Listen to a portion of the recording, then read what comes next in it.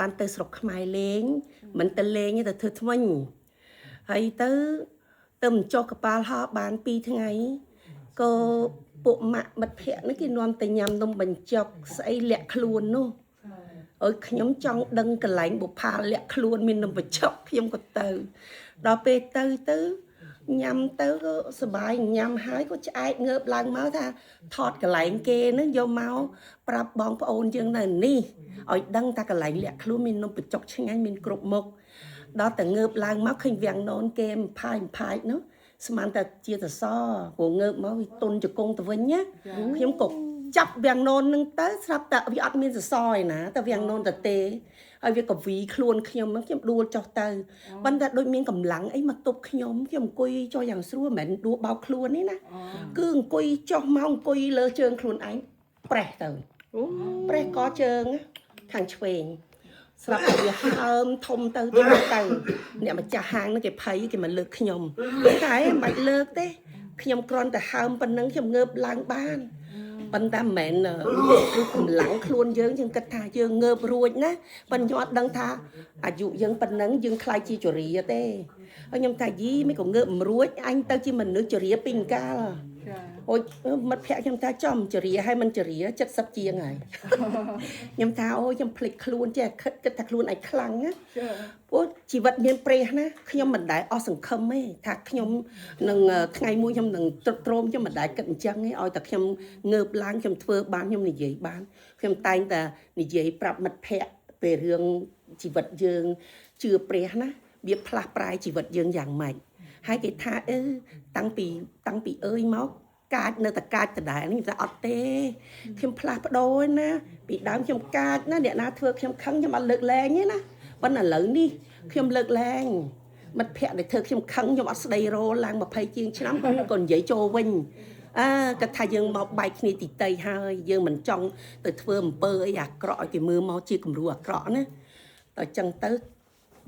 សំណាងល្អបានតែមួយថ្ងៃហើមជើងហ្នឹងស្រាប់មានកូនក្មួយគេដឹកយកទៅពេទ្យគេបានយកទៅពេទ្យទៅ X-ray ទៅអីគេប្រាប់ថាប្រេះកជើងហើយខ្ញុំថាអូយព្រះជាម្ចាស់ហើយបើខ្ញុំប្រេះកជើងអញ្ចឹងខ្ញុំសូត្រទៅអាមេរិកវិញព្រោះខ្ញុំអត់ទុកចិត្តពេទ្យនៅស្រុកខ្មែរទេខ្ញុំខ្លាចគេឈីតយើងយកលុយណាគេថាយើងចេះថាយើងចោះទៅគេធ្វើឲ្យយើងផ្ដេសផ្ដាស់ទៅយើងមិនឈឺលើដើមប៉ុន្តែក្មួយខ្ញុំគេស្គាល់កន្លែងធ្វើអាចឆ្អឹងហ្នឹងណាដុកទ័រឆ្អឹងហ្នឹងគេទៅដល់គេរុំគេអីខ្ញុំថាអូយរុំយ៉ាងហ្នឹងខ្ញុំឈរមិនកើតគាត់ថាយីហើយប្រេះឆ្អឹងហើយនៅចង់ឈរទៀតខ្ញុំថាអូយបើខ្ញុំមិនឈរជើងហ្នឹងហើយជើងមួយទៀតខ្ញុំដើរមិនកើតហើយទៅគេថាអូអត់ទេអត់ឲ្យឈរទេទៅទិញអាតេសព្រោះចាស់ហើយឆ្អឹងវាពិបាកជាប់ណាហើយក៏ខ្ញុំមើលទៅផ្ទះហើយថាមួយថ្ងៃដូចមួយឆ្នាំខ្ញុំអង្គុយរាប់តែថ្ងៃមកផ្ទះវិញប៉ុន្តែអរគុណព្រះអង្គនៅពេលដែលគេរុំជើងខ្ញុំទៅបានមួយអាទិត្យខ្ញុំមានអារម្មណ៍ថាជើងខ្ញុំលែងឈឺហើយខ្ញុំក៏ទាគេយកទៅវះជើងនឹងចាញ់មកក្មួយថាទេបែបប្រាប់ថាមួយខែណាខ្ញុំថាមួយខែមិនលើសថ្ងៃខ្ញុំទៅអាមេរិកវិញហើយអរគុណព្រះមួយទៀតថ្មិញខ្ញុំនឹងធ្វើនឹងគេដកតសៃចេញអស់ហើយប៉ុន្តែវានៅ infection នៅក្នុងនឹងវាហើមវានៅហើមគេអត់ដាក់ឲ្យទេគេថាតើផឹកថ្នាំឲ្យជាសិនបានគេដាក់ឲ្យហើយខ្ញុំថាងាប់ឲ្យជើងផងថ្មិញផងគិតយ៉ាងណាដល់ថ្ងៃឡើងកប៉ាល់ហោះថ្មិញខ្ញុំនៅហើមមុខអញ្ចឹងខ្ញុំថាអូយជីកប៉ាល់ហោះមកក៏ហើមមុខ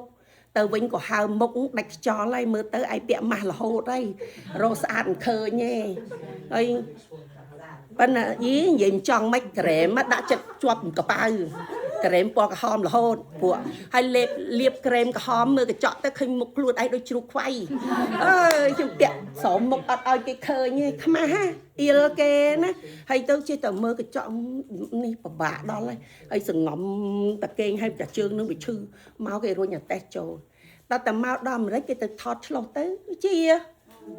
ទៅអរគុណព្រះអង្គតែមួយអាទិត្យទេមកដល់បងប្អូនក្នុងឆើចគេជួយអតិថានក៏ទទួលពីជានឹងមកចូលដល់ខែ7 8នឹងខ្ញុំបាត់ឈឺណាតែចូលដល់គ្រួសារខ្ញុំគាត់មានគេហៅ wandering dementia គាត់ភ្លេចភ្លាំងអីហើយខ្ញុំនៅនេះខ្ញុំអត់បងប្អូនអត់មានញាតិមិត្តអីមានកូនក្មួយអីឆ្ងាយហើយមានបងប្អូនខាងប្តីដល់អញ្ចឹងទៅខ្ញុំមិនតែកំសត់ទេទោះបីជាខ្ញុំពិបាកក៏ខ្ញុំនៅញញឹមដែរព្រោះហេតុអីខ្ញុំអត់ចង់ឲ្យគេឃើញទឹកភ្នែកខ្ញុំហ ហើយក៏ខ្ញុំអត់ចង់ឲ្យឃើញការលំបាករបស់ខ្ញុំតែខ្ញុំអរគុណព្រះក្មួយក៏មកមើលខ្ញុំមកមើលថែទាំខ្ញុំហើយឥឡូវបានស្គាល់ក្មួយមួយទៀតគាត់ក៏ល្អពីអ្នកប្តីប្រពន្ធណាដឹកខ្ញុំកំដរយកក្មួយទៅសាន់ហ្វ្រាន់អីចឹងទៅសុខសប្បាយតាមផ្លូវនៅពេលប្តីខ្ញុំឈឺខ្លាំងខ្ញុំធ្វើអីអត់កើតព្រោះខ្ញុំធ្លាក់ពីលើដបូលផ្ទះមកខ្ញុំឡើងទៅជួសជុលដបូលហើយដល់តែជួសជុលទៅពេលចុះមកវិញអាចដើរហ្នឹងវាល្អិលដោយសារទឹកភ្លៀងនោះវាញែកចឹងមកខ្ញុំធ្លាក់មកខ្ញុំផ្ងាក្រោយបោកភីងចឹងទៅខ្ញុំសន្លប់ទៅប៉ុន្តែក្បាលខ្ញុំនេះវាតកល់លើធុងសារ៉ាម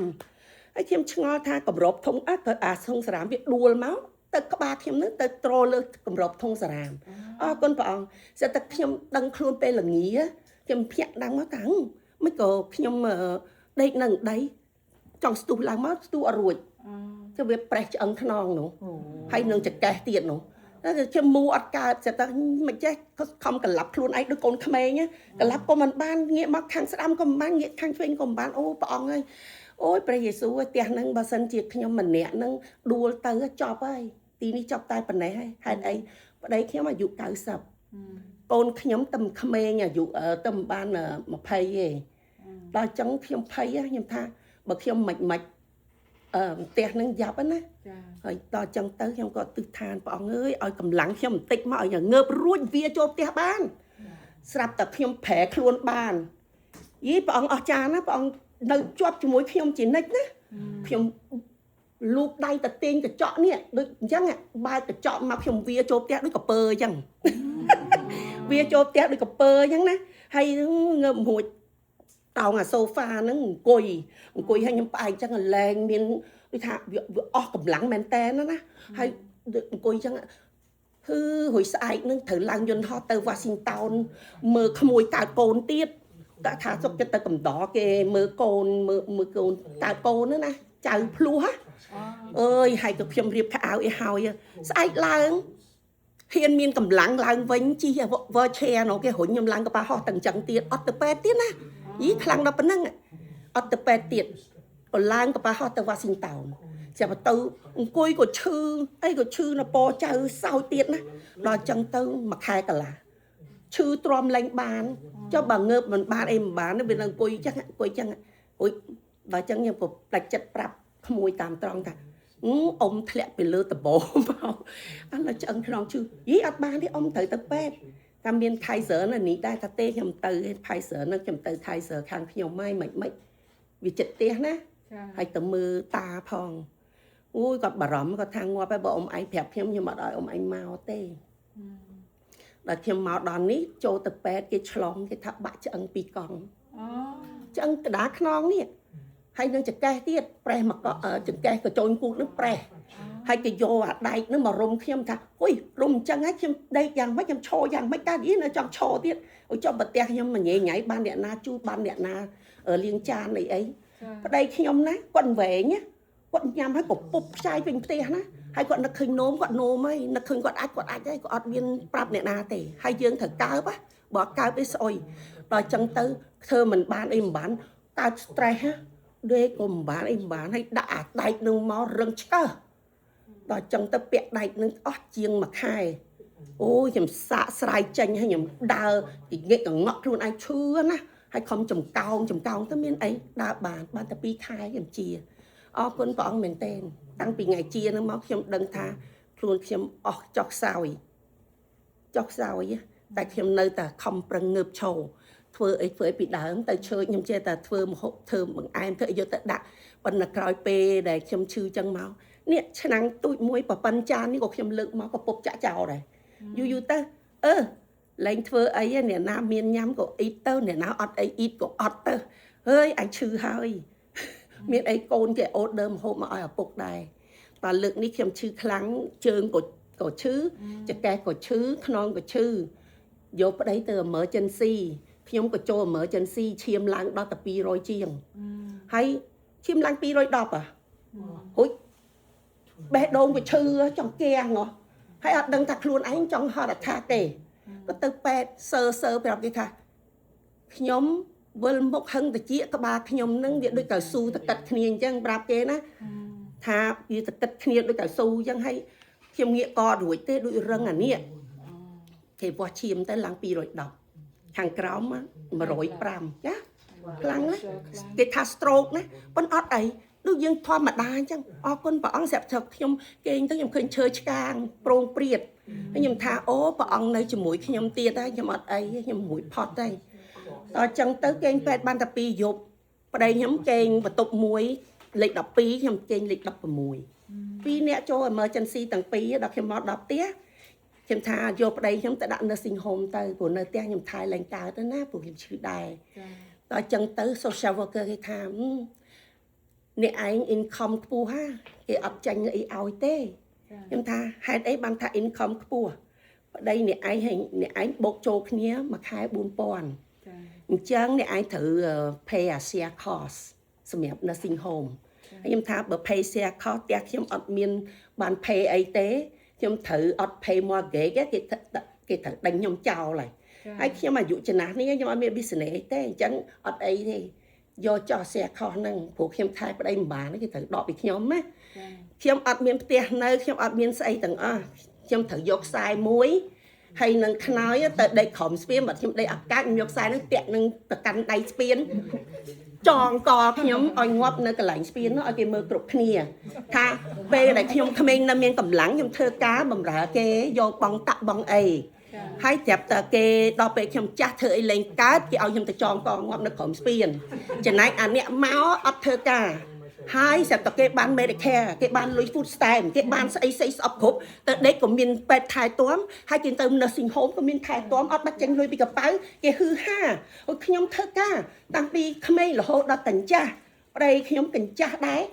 ដេកងាប់2នាក់អញ្ចឹងមិនបាច់ឲ្យគេពិបាកថាឃើញខ្ញុំងាប់ទេឲ្យខ្ញុំដឹងថាខ្ញុំចងកងាប់ហើយអញ្ចឹងខ្ញុំអត់ស្ដាយក្រោយទេហើយគេមើលឃើញថាអូយប៉ែនេះគេចងកងាប់ដោយសារអីអត់មាន share cost បងឲ្យគេធ្វើការកាជះគេ30ឆ្នាំអត់ share cost ត្រូវ pay share cost ហើយអត់ផ្ទះនៅអញ្ចឹងត្រូវទៅចងកឲ្យគេដឹងថាអូយទៅសេផ្លាក់មួយដាក់កណ្ដាលទ្រូងទៀតធ្វើការឲ្យចាស់ងាប់ត្រូវទៅចងកខ្លួនឯងណាចាំអូ no don't do that why because I regret it ច្រឡំចាំវាថាអូ no ចាំតែហៅពួក mental មកថាយកខ្ញុំទៅដាក់ mental ថាអញអត់ឈួតទេអញដឹងទាំងអស់បើអញឈួតអញមិនចេះនិយាយចឹងទេចាប់តែយឺតអូនាំគ្នារត់កប៉ាំងឡៃប៉ាំងជើងយកប្តីខ្ញុំតែដាក់នៅ nursing home ហើយខ្ញុំសួរថាមាន share cost អត់ទេអាមែនអរគុណព្រះអង្គឥឡូវប្តីខ្ញុំទៅនៅ nursing home បានមួយខែហើយគេអត់មានសួរខ្ញុំទេអត់ដល់លុយទេប៉ុន្តែឥឡូវនេះផ្ញើกระดาษមកសួររឿង share cost ពី last week ហើយខ្ញុំក៏យកទៅ social worker មួយហើយនិយាយមួយគេថាឥឡូវចេញអា share cost មកទៀតអូកំភៃទៅផ្ទះហើយដេកស្រួលលើអូខេ